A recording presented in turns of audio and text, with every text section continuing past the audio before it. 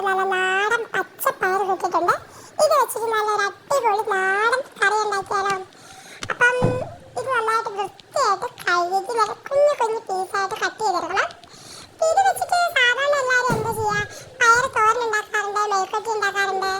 അപ്പം ഞാൻ വിചാരിച്ചു ഇത് വെച്ചിട്ട് അടിപൊളി ഒരു തേങ്ങ പച്ചരിച്ചിട്ടുള്ള ഒരു കറി വെക്കാണ്. എൻ്റെ അമ്മയൊക്കെ വെക്കുന്ന ഒരു കറിയാണ് കേട്ടോ. ഇതിനു മുമ്പ് ഞാൻ ഇതിൻ്റെ വീഡിയോ ചെയ്തിട്ടുണ്ട്. പക്ഷേ പുതിയ സബ്സ്ക്രൈബേഴ്സ്, കാണാത്ത ഒരുപാട് സബ്സ്ക്രൈബേഴ്സ് ഉണ്ടാവും, അവർക്ക് വേണ്ടിയാണ് ഞാൻ ചെയ്യുന്നത്. ഇതുപോലെ കഴുകി വൃത്തിയാക്കി അരിഞ്ഞ് കുഞ്ഞു കുഞ്ഞു കഷ്ണങ്ങളായിട്ട് അങ്ങനെ കട്ട് ചെയ്തെടുത്തിട്ടുണ്ട്. ഞാൻ കട്ട് ചെയ്യുന്നതിന് മുമ്പാണ് കഴുകി വൃത്തിയാക്കി എടുത്ത്. ചിലവർ കട്ട് ചെയ്ത ശേഷം കഴുകും. കട്ട് ചെയ്യുന്നതിന് മുമ്പ് കഴുകുവാണെങ്കിൽ പാലിൽ അധികം വെള്ളം മയം കാണില്ല, അത് പ്രത്യേകം ശ്രദ്ധിക്കുക. ഇനി നമുക്ക് കറിക്ക് വേണ്ട അരപ്പ് തയ്യാറാക്കണം. അതിന് വേണ്ടി അരമുറി തേങ്ങ എടുത്തിട്ടുണ്ട്, കുറച്ച് ജീരകം, കുറച്ച് കുഞ്ഞുള്ളി ഇത്ര എടുത്തിട്ടുണ്ട്. ഇത് നന്നായിട്ട് നമുക്ക് അരച്ചെടുക്കണം. ചിലവർ എന്താ പറയുക, പച്ചമുളകും കറിവേപ്പിലയൊക്കെ ഇട്ടായിരിക്കും, അത് ഓരോരുത്തരുടെ ഇഷ്ടമാണ് കേട്ടോ. നന്നായി അരച്ച് നല്ല വടി പോലെ അരച്ചെടുത്തിട്ടുണ്ട്. ഇനി നമുക്ക് പെട്ടെന്ന് തന്നെ കറി തയ്യാറാക്കിയെടുക്കാം. അതിനൊരു ചട്ടി വേണം. അപ്പം ഒരു ചട്ടി ഞാൻ കഴുകി വൃത്തിയാക്കി വെച്ചിട്ടുണ്ട്. ഇതൊന്ന് ചൂടായി വരണം. ഞാൻ വെള്ളമൊക്കെ ഒന്ന് വെച്ച് ചൂടായി വന്നപ്പോൾ കുറച്ച് വെളിച്ചെണ്ണ ഒഴിച്ചു കൊടുക്കാം. വെളിച്ചെണ്ണ ഒന്ന് ചൂടായി വരുമ്പോൾ നമുക്ക് കടുക് വന്നിട്ട് പൊട്ടിക്കണം. കടുക് പൊട്ടി വന്ന ശേഷം ഞാൻ കുറച്ച് കുഞ്ഞുള്ളി ചെറിയ കഷ്ണമാക്കി കട്ട് ചെയ്ത് വെച്ചിട്ടുണ്ടായിരുന്നു. സവാളയല്ല, കുഞ്ഞുള്ളി തന്നെയാണ് ചേർക്കുന്നത്. അപ്പോൾ ആ വെളിച്ചെണ്ണയിലേക്ക് കുഞ്ഞുള്ളി ഇട്ട് കൊടുത്തു. ചെറുതായിട്ടൊന്ന് വാടി വന്ന ശേഷം നമ്മൾ മുമ്പ് അരിഞ്ഞ് വെച്ചിരുന്ന പയറിട്ട് കൊടുക്കുകയാണ്. ഇനി ഈ പയർ ഈ വെളിച്ചെണ്ണയിലും കുഞ്ഞുള്ളിയിലൊക്കെ കിടന്ന് നന്നായിട്ടൊന്ന് മൂത്ത് വരണം. ഇപ്പോഴേ പയറിട്ട് കൊടുത്തതിൻ്റെ കാരണം എന്ന് വെച്ചാൽ അത്യാവശ്യം ഒന്ന് മൂപ്പിച്ച ശേഷം വേണം കറി ഒന്നും ഉണ്ടാക്കാൻ. അപ്പോൾ ഒരു പ്രത്യേക ടേസ്റ്റാണ് കേട്ടോ.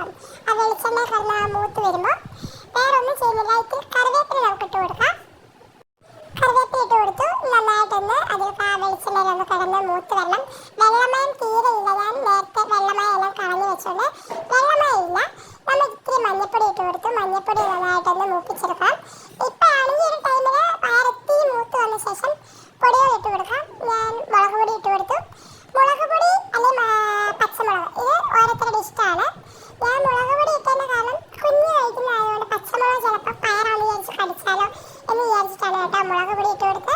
പിന്നെ ഇത്തിരി മല്ലിപ്പൊടി ഇട്ട് കൊടുത്തു. നന്നായിട്ടൊന്ന് മൂപ്പിച്ചെടുക്കുക. ഇനി നമുക്ക് ഇതിലേക്ക് നാടൻ തക്കാളി, ഒരു മീഡിയം സൈസ് 3 നാടൻ തക്കാളി ഞാൻ നല്ല കട്ട് ചെയ്തിട്ട് ഇട്ട് കൊടുത്തിട്ടുണ്ട്. അപ്പോൾ ഇതിൽ നാടൻ തക്കാളി 3 ഇട്ടതിൻ്റെ കാരണം ഈ ഒരു നാടൻ കറിയാണ്. അപ്പോൾ ഇത്തിരി പുളി ഇരുന്നാലും കുഴപ്പമില്ല. നാടൻ കറിക്കൊക്കെ നാടൻ തക്കാളിയാണ് കുറച്ചുകൂടി ടേസ്റ്റ് കൂടുതൽ.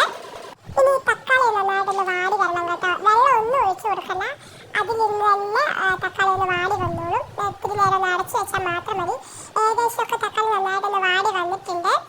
ഈ ഒരു ഗ്യാപ്പിൽ നമുക്ക് നമ്മൾ അരച്ച് വെച്ചിരുന്ന അരപ്പിട്ട് കൊടുക്കണം. അപ്പോൾ ഞാൻ കുഞ്ഞുള്ളിയും ജീരകവും ചേർത്ത് അരച്ച് വെച്ചിരുന്ന നമ്മുടെ തേങ്ങ അത് അരപ്പിട്ട് കൊടുത്തു. ഇനി നന്നായിട്ടൊന്ന് ഇളക്കി കൊടുക്കുക. ഇനി ആവശ്യത്തിനുള്ള വെള്ളം ഒഴിച്ചു കൊടുക്കുക. ഒരുപാട് വെള്ളം വേണ്ട, നിങ്ങൾക്ക് പാകത്തിലുള്ള വെള്ളം ഒഴിച്ചു കൊടുക്കുക. നന്നായിട്ട് കറി നന്നായിട്ട് കുറുകി വരണം. നാടൻ കറി എന്നൊക്കെ പറയുമ്പോൾ നല്ല കുറുകിയ കറിയാണ് ടേസ്റ്റ് കൂടുതൽ. ഇനി നന്നായിട്ടൊന്ന് തിളച്ച് വരണം. സാധാരണ നാടൻ കറിയൊക്കെ വെക്കുമ്പോൾ പച്ച തേങ്ങ അരച്ചൊക്കെ വെക്കുമ്പോൾ തിളപ്പിക്കാറില്ല. ഇത് തിളയ്ക്കുന്നതുകൊണ്ട് കുഴപ്പമൊന്നുമില്ല. നന്നായിട്ടൊന്ന് തിളച്ച് വരണം. അപ്പോൾ തിളച്ച് നന്നായിട്ട് കുറുകി ഒന്ന് വരണം. ഒന്ന് അടച്ച് വെച്ചിട്ട് നമുക്കൊന്ന്